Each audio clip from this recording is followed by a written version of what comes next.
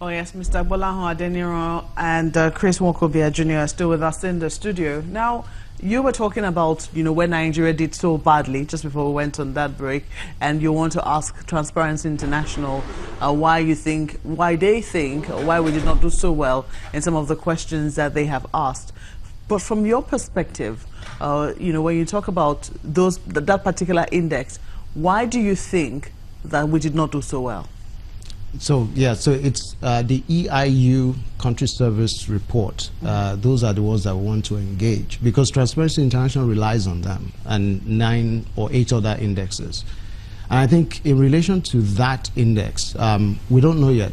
We're engaging them. The questions they ask, like I said, they are questions that there are routine answers to. And it may be possible that they are just not as versed as other indexes that ranked us higher on Nigerian affairs. Anyway, for a lot of Nigerians, even though the indexes used, of course, are very detailed, and countries have to answer those questions as best they can. But then, for a lot of Nigerians, the question on corruption still remains a perception.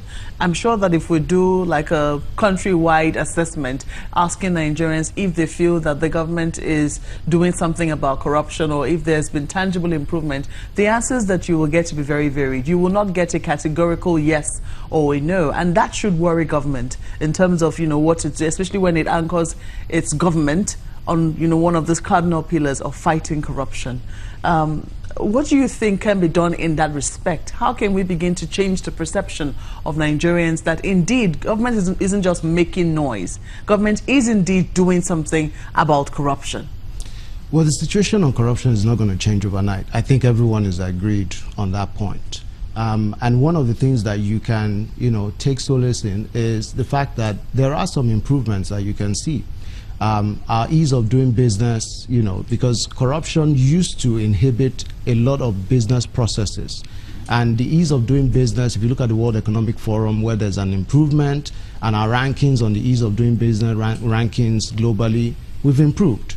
Another thing you can also look at is if you look at the revenue generating agencies, and you just focus on some of them, and you start seeing that the amount of revenue that they are generating and they're declaring formally, which now comes into the formal system, is on the increase. Customs last year generated 1 trillion. It's the highest ever for customs. We're all familiar with what happened with JAM. JAM had been generating 3 million every year. And then last year, it was 7.8 billion, million to billion. You have the NPA, Nigerian Ports Authority. They generated 300 billion last year. Again, that's one of the highest ever it's done. NIMASA, what NIMASA had remitted as at half of last year was more than what it remitted in 2015 and 2016 combined. So when you look at, the full picture, and this is money that is now coming into a formal system where there is significant auditing. And I'm not saying that it's a perfect world out there. I'm saying that it's now moving from informal to formal, where there can be greater monitoring of the use of resources and so on. So there is progress in sight. We just have to keep at it. Let me ask Mr. Nwokobia to respond to that. He's given tangibles about the efforts the government is making in this regard, and it would seem that at least government is seeing results in its coffers. Isn't that satisfactory for you? Let me say this. Interestingly, when we talk about perception, I think that the preponderant number out there actually think that factualities, realities, proves otherwise. And I say this advisedly. First, when you call those figures, I've asked a few of my friends who are economists and business experts. Every so often you hear about increase in in federation account. Every so often you hear about increase in TSA account, increase in tax accruement and all that.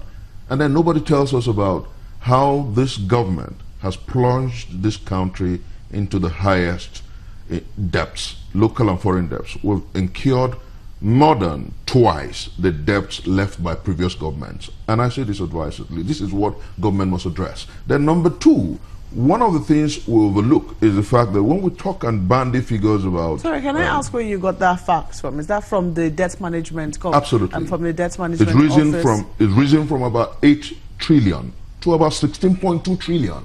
Those are facts. And you ask yourself, how come this government is making so much money and borrowing so much?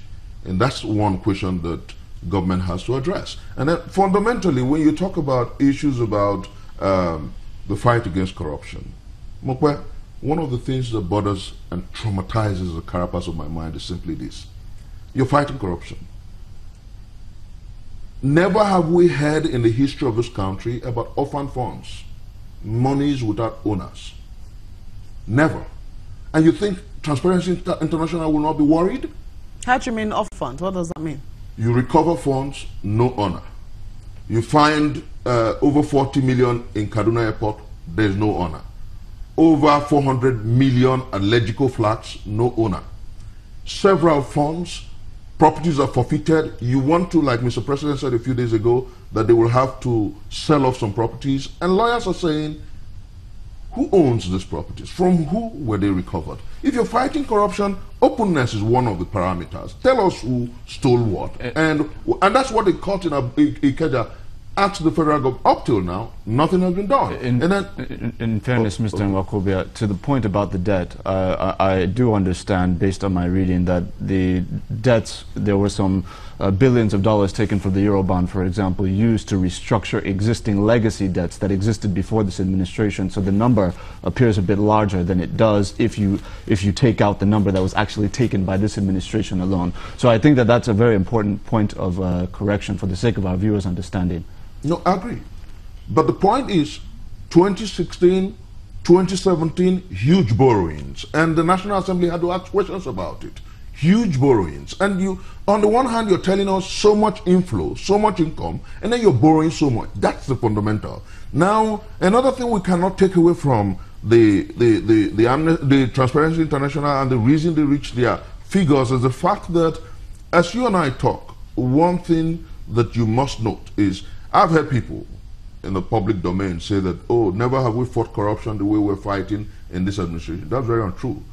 We have seen governors, former governors convicted in former administrations. We have seen an IG of police convicted, removed from office and convicted. We haven't seen serious convictions under this administration. We hear a whole lot of hoopla, a whole lot of stories, and little of action. And then let me give you another point. Why Nigerians feel that this battle and fight against corruption is so much of noise and fury.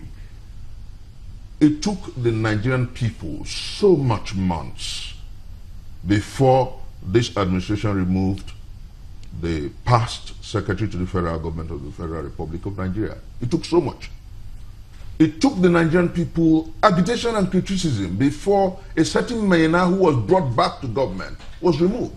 As you and I talk, at this level of the judiciary, there is a certain Saleh who is a senior staff who was indicted for corruption.